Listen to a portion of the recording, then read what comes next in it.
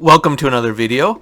Now, because this video is about cryptocurrency, the standard disclaimer applies. Nothing in this video is a recommendation for or against any financial transaction that you do. And my personal opinion is that average people should not get involved in cryptocurrencies. There's too much of a pump and dump dynamic to cryptocurrencies where sophisticated insiders are bidding up the price and tricking average people into buying at a very high price. My purpose of this video is only to portray information to help you think about things and figure out for yourself what you would like to do and come to your own conclusions effectively. So this video is purely for educational purposes to help you think about certain things.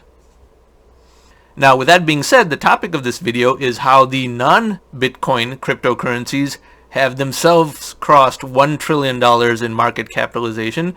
That is quite crazy, and it is a symptom of all the money printing done by central banks of the world having no place to go, so piling into increasingly speculative and questionable asset classes.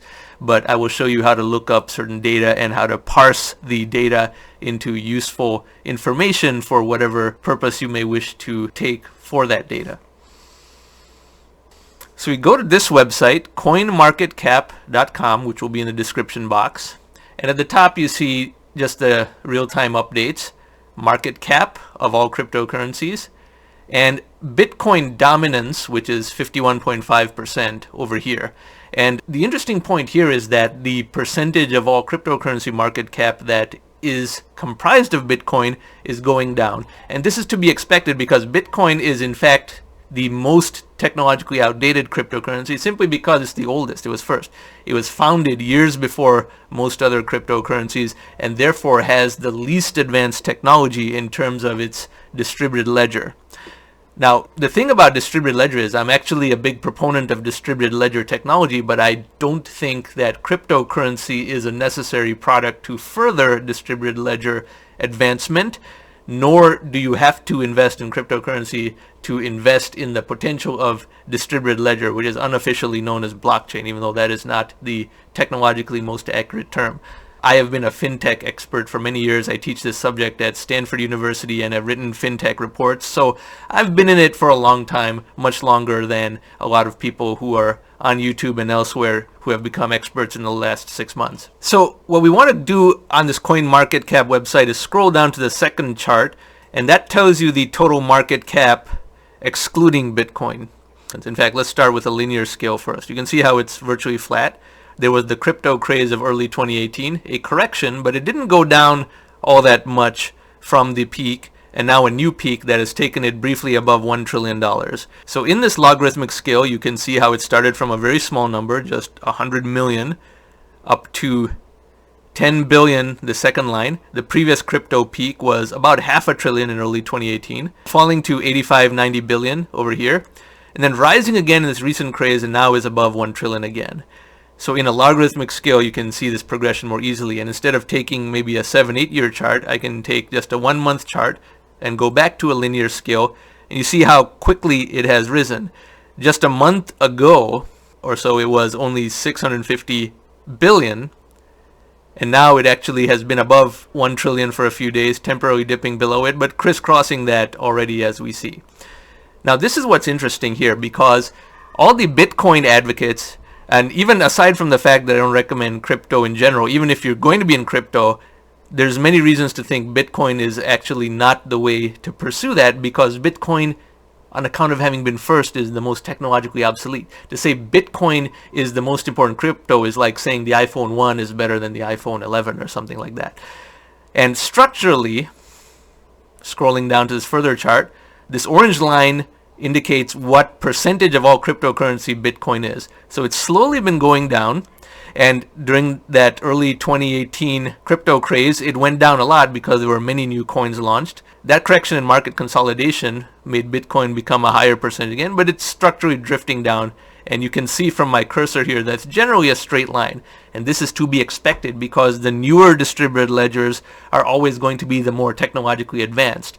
More technologically advanced distributed ledgers means they can do more smart contracts and more complex types of transactions with lower cost security And secondly, it does not require a lot of energy intensive and resource intensive mining. The primary problem with Bitcoin is that Bitcoin mining is a hugely wasteful activity that consumes a ton of electricity, releases a lot of CO2 into the atmosphere, and draws away computing resources from other places where computing resources are needed. For example, the NVIDIA graphical processing unit, GPU, is used in Bitcoin mining in China, and therefore there's a shortage of this GPU worldwide. And these GPUs can be used for things that are much more towards the betterment of humanity. For example, GPUs can be used in creating supercomputers that are trying to find new treatments for cancer or crack the genome of viruses like coronavirus. The fact that GPUs are being diverted into Bitcoin mining, which then in turn releases a huge amount of carbon dioxide into the atmosphere, is a tremendous wastage of resources. Bitcoin mining, in fact, consumes 1/300th of the entire world's electricity, as much as an entire country the size of Colombia, for example. So Bitcoin shrinking as a portion of total cryptocurrency is to be expected, even if you believe in cryptocurrency. If you think bigger and, like me, say that cryptocurrency is not really resonant with the first principles of technology and not really necessary for the advancement of distributed ledger capabilities, then crypto as an asset class is itself questionable. But if you're in crypto, at least recognize the impact of new coins on the total makeup of the crypto market, and how Bitcoin, on account of being the oldest, is actually the least advanced technologically. So we've seen that all the non-Bitcoin cryptocurrencies are themselves over $1 trillion, which is kind of crazy. And what that means is, when we go to the list of coins, there's a lot of crazy stuff going on. I mean, Ethereum, all that is well known. That's the #2 crypto in the world. But then there's a lot of ridiculous things happening. Dogecoin, I'm sure you've heard about. It was a cryptocurrency started as a joke. It just benefits from the hype machine and Elon Musk tweeting about it, and people who are so driven by the pump and dump hype cycle that the media has created around this, that this supposed cryptocurrency that was started as a joke, the guys who started didn't even intend to push it and make themselves personally very wealthy from it. It's worth 41 billion. 41 billion in market cap, a cryptocurrency that is a joke. Polkadot, which is a cryptocurrency that did not start as a joke, it is a sincere cryptocurrency. It is at 35 billion. This is a cryptocurrency that started only 7.5 months ago. It started on September 1st, 2020, and in 7.5 months has gotten to 35 billion. So we will click on this Polkadot chart, logarithmic scale. And yes, it started when? September 1st, 2020, thereabouts. In 7.5 months has gotten to 35 billion. It's actually been flat for the last few weeks, so it had gotten to that point in an even shorter time. 7.5 months. Even the big tech successes that produce these multi-billionaires, those are still efforts that took 7, 10, 12, or 15 years. Now we're talking 7.5 months is all it took for this entity to get to 35 billion in market cap. The founders, if they own whatever 20% of it still, they collectively have a 7 billion net worth in a matter of just a few months. And Dogecoin is a phenomenon that is going to be mocked in this area, much like pets.com or Webvan was mocked from the .com era. Dogecoin is exactly that. It was started as a joke. It has no market cap. Obviously, we have to take a logarithmic scale here. And it's just shot up recently because of certain media events that are truly bizarre. So the market cap has in fact gotten all the way to 40 billion or so in a matter of weeks. Again, this whole thing is started as a joke. It is truly absurd that this type of hype cycle can even be occurring. Like I say, this is one of the things that will be seen as crazy about this era, because the people going into Dogecoin really are not even bothering to study deeply into distributed ledger technology or the merits of one cryptocurrency versus another. Out of 9,000 cryptocurrencies, how do you know which one to choose? But anyway, a important event in this world has occurred. All the non-Bitcoin cryptocurrencies are themselves now worth $1 trillion.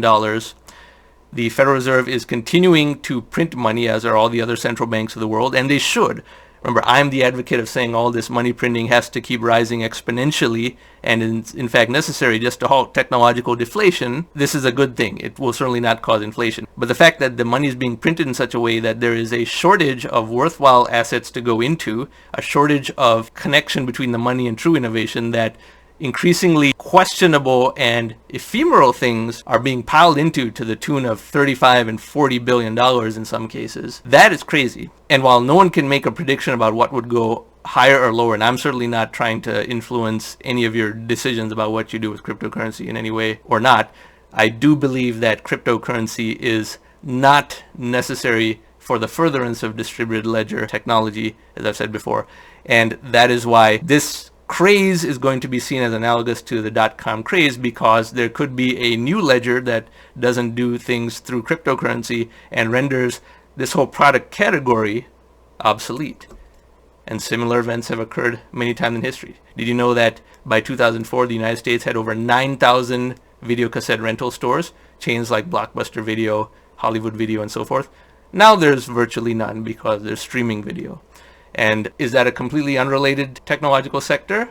No, it isn't. The first principles of technology can tell you exactly how the pattern of technological disruption manifests and enable you to judge whether certain things are transitory and comprise a departure from long-term technological megatrends and the first principles of technology and economics. And the current crypto craze certainly seems to meet that description. Distributed ledger will survive and will transform the world. It does not need cryptocurrency to do so, and it certainly does not need average people piling into cryptocurrency to do so at the risk of their hard-earned money. If you like this type of content, I encourage you to upvote this video and subscribe to this channel. Thank you for watching.